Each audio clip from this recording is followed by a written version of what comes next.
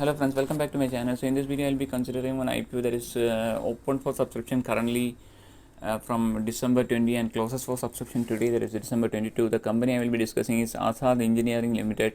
So the company, the Azad Engineering is actually have the IPO price band is from 499 to 524 per share. The minimum lot for the retail investors is 28 shares and the minimum amount is 14,672 rupees. So the issues, the allotment is expected to finalized on December 26 next Tuesday, and the listing is expected on December 28 Thursday, next Thursday. And regarding the ICICI Capital, ICICI Securities, Access Capital, ICICI Securities, SBA Capital Markets, and Rati Securities are the book running lead managers, and the KFIN Technology is the registrar for this issue. And regarding this company, Azad Engineering Limited, is actually incorporated in 1983, is a manufacturer of aerospace components and turbines. So he supplies this product to originate, equipment manufactured in the aerospace, defense, energy, and oil and gas industries. So their products are highly energy complex and mission critical and vital. As on September 2023, they have generated revenues of 1142.92 million for the sales of blade for the energy industries. The company customer base includes countries includes those companies in USA, China, Europe, Middle East, and Japan. Company has 4 manufacturing facilities in Hyderabad, Telangana, India. The facilities are capable of producing high precision forged and machine components and have a total production area of 20,000 square meters. So the company is also planning to set up 2 more manufacturing units in Tulki Bolaram village in Siddharth, Telangana, and Mengabet village in Singareddy, Telangana. These plants will have a total production capacity of 94,898.78 and 74,866 square meters respectively. It is headquartered in Hyderabad, Telangana, employs 2,500 people. And regarding the financial performance of this company, they actually posted revenues of 125.03 crores and a net profit of 11.50 crores. And in FY22, they posted a revenues of 199.26 crores and then profit of 29.46 crores. And FY23, they posted higher revenues of 261.52 crores, but they actually report only a profit of 8.47 crores. This is a one-time impact on account of our new accounting norms. So in FY23, in September, first half of FY23, they actually posted revenues of 169 crores and then a profit of around 26.89 crores. So they are likely to report over 50 to 55 crores net profit this year as compared to 29 crores in FY22 and revenues of over 300 crores. So the company is actually growing its revenues over a yearly basis, and its resources and surplus are at 221 crores. And regarding the valuations, actually based on the EPS is very low in FY23 based on the one-time hit on the net profit. So based on the FY23 earnings, the price and multiple will be around 292 times, but based on the FY24 expected earnings of profit of over 54 crores, we can actually expect an EPS price and multiple around 35 to 50 times, which is reasonable for a company that is actually into the manufacture of precision components, having good clients in many countries like USA, Japan, etc.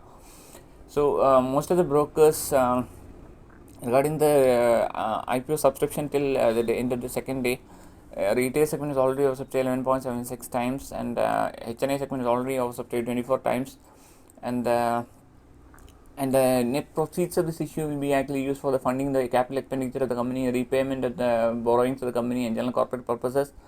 And regarding the review by different brokers, most have a subscribe rating, and the IPO 12 brokers have subscribe rating in the IPO, and most of the brokers like Ajcon Capital Services, BK Equities Wealth, Canara Bank Securities, Capital Market, Dilip Davda, M Securities, In Securities, all have subscribed. Thelmal Bank has subscribed rating in the IPO.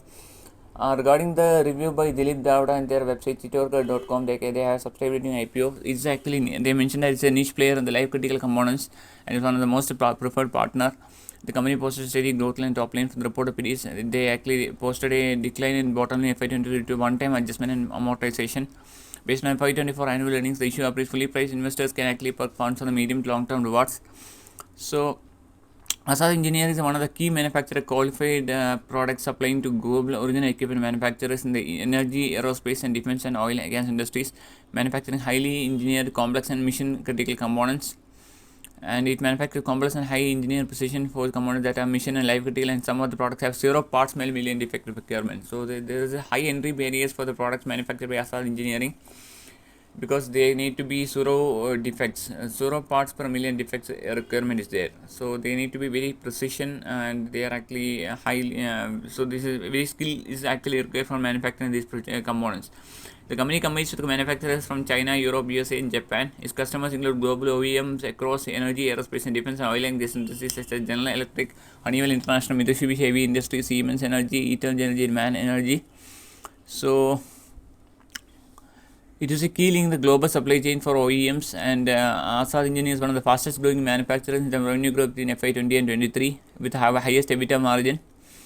Its vision is to revolutionize the global precision manufacturing industry and disrupt the industries in which it operates, the cutting-edge technology which contributes to India's evolving manufacturing ecosystem. And their products include 3D rotating airfoil, blade portion of turbine engines, other critical components for gas, nuclear, and thermal turbines used in industrial application and energy generation, defense and civil aircrafts and spaceships. The demand for such high precision and forged machine components is driven by requirements relating to energy turbines, industrial gas, nuclear, and coal, aircrafts, commercial and military, amongst others. And the energy industries produces high precision rotating and stationary 3D airfoils, blades, special machine parts, and combustion components assemblies for land turbines with applications in industry energy plants using different fuel types as nuclear, hydrogen, natural gas, and thermal. For the oil and gas industries, manufacture components of drilling rigs such as drill bits and other critical components. It has in-house capabilities and proficiency in engineering, design, tooling, material development, coupled with a high range of finishing and assembly operations. And it has process design capabilities and several years experience in manufacturing life critical components of turbine engines, enable it to develop high quality and cost effective solutions for global OEMs. And the entire process, because there are high entry barriers for any supplier of these components, and the entire process is time intensive, often takes 15 months for to be qualified as a supplier. So there are high entry barriers, and Azad Engineering having already a good supplier base with a large number of customers. So they are actually in a virtual monopoly in their segment they actually operate. And regarding their they have around 1,300 employees in a payroll and have their 248 contract workers also. And regarding the equity capital will actually increase to around 11.82 crores after the issue. The face value of this issue is 2 per share. So, and regarding the review by Nirmal Bang in their research report, they mentioned that it's a manufacturer of complex high engineered precision forged machining components in the aerospace OEMs. It actually supplies the products to OEMs in the aerospace, defense, and energy industries. Company current base include global OEMs like General Electric, Honeywell International, etc. So regarding the total issue size is 740 crores, that includes 240 crores from fresh issue, 500 crores on the offer for sale.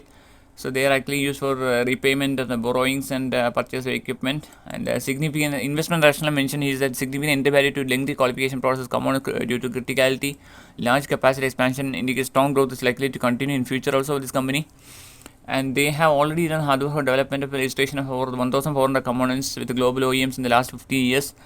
And the industry has high entry barriers in terms of gestation periods as well as manufacturing capabilities. Competitive intensity is low, which is evident from the company's growth and EBITDA margins. And they actually deliver superior growth with good return ratios. So they are likely to have a profit after tax of around 54% in FY24 with a price earning multiple around 58 times. And based on the total revenue of 370 crores. And the company background, they are actually in the operations for 15 years, and the substantial experience as a tier 1 supplier for high precision forged and machining components in their energy, aerospace, and defense industries. So their product portfolio is also mentioned here.